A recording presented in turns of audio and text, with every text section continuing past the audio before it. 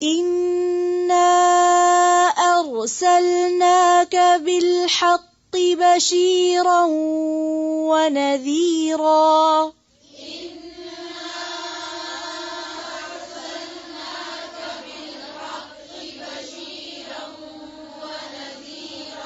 إنا أرسلناك بالحق بشيرا ونذيرا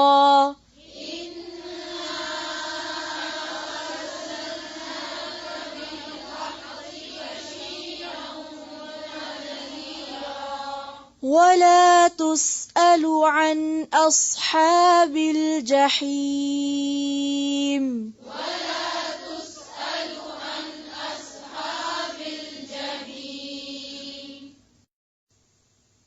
انا ارسلنا کا بے شک بھیجا ہم نے آپ کو بالحق حق کے ساتھ بشیرن خوشخبری دینے والا. بشیر کا لفظ جو ہے بے شین رے سے ہے, بشارت, بشر سے بشارت خوشخبری دینے والا.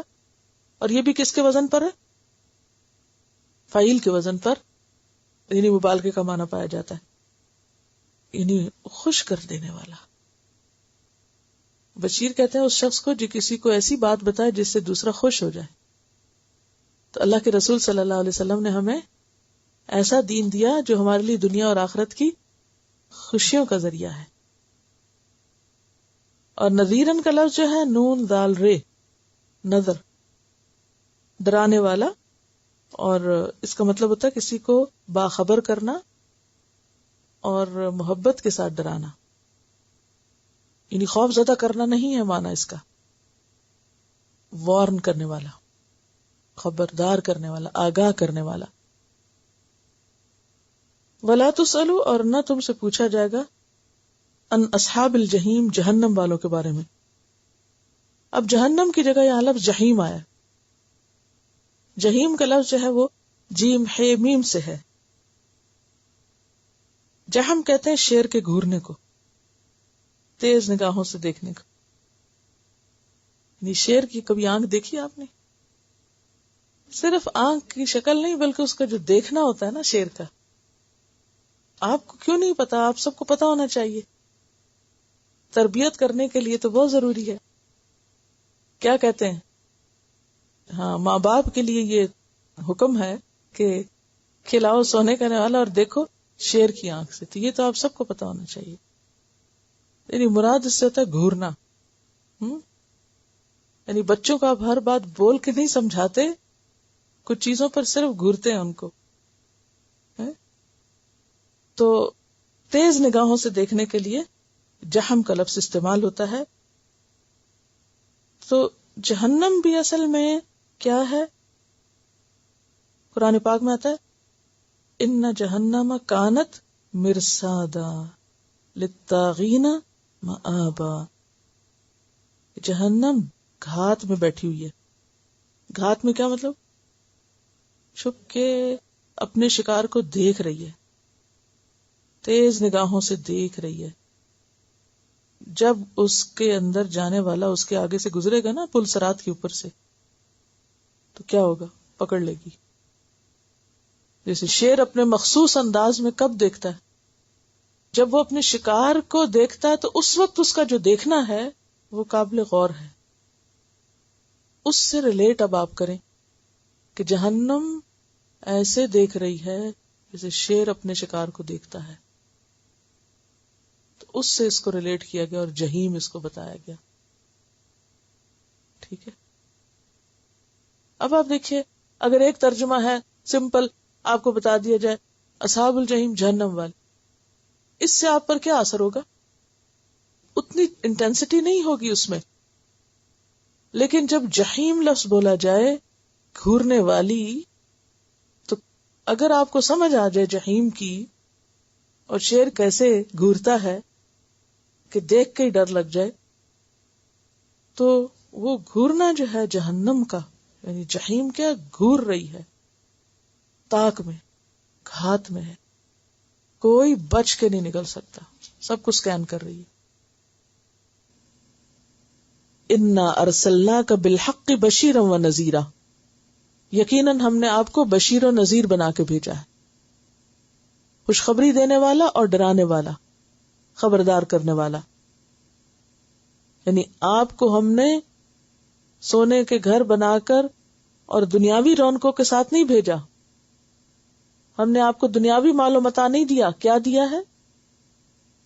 رسالت دی ہے. انا ارسلناک بالحق، حق دیا ہے. بشیرا و نذیرا بنا کے بھیجا ہے.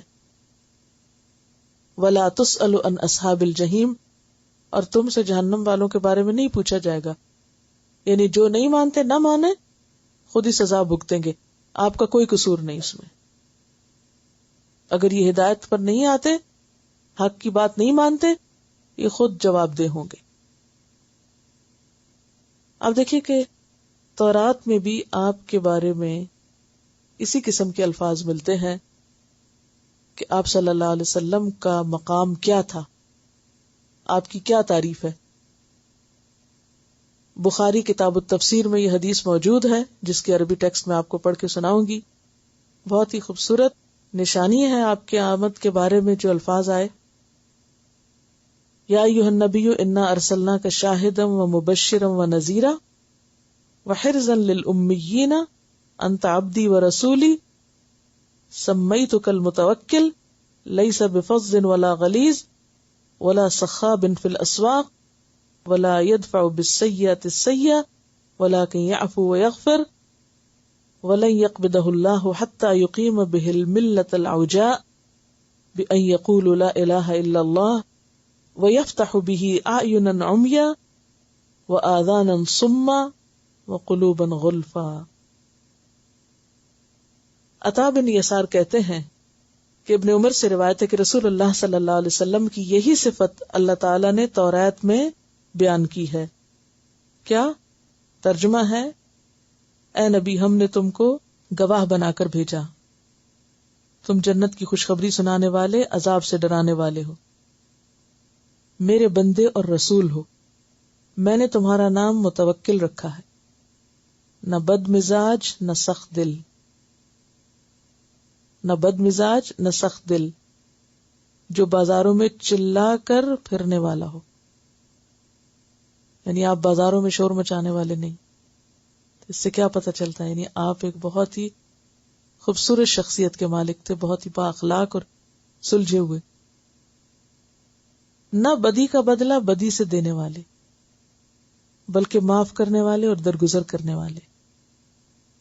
میں اس وقت تک تمہیں فوت نہ کروں گا جب تک دین پھیل نہ جائے اور آپ کے ذریعے لوگ مسلمان نہ ہو جائیں اور اندھی آنکھیں کھل نہ جائیں، بہرے کان سننے نہ لگ جائیں، زنگ آلود دل صاف نہ ہو جائیں.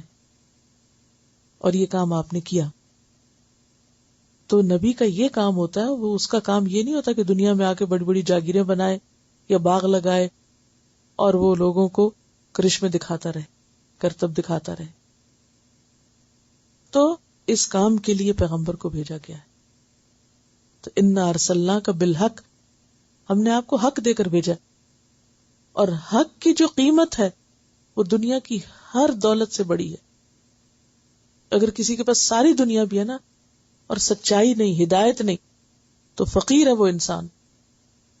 اور اگر کسی کے پاس حق ہے اور اس کے پیٹ میں کھانا نہیں تو خوش قسمت ہے وہ انسان کہ وہ حق کے ساتھ.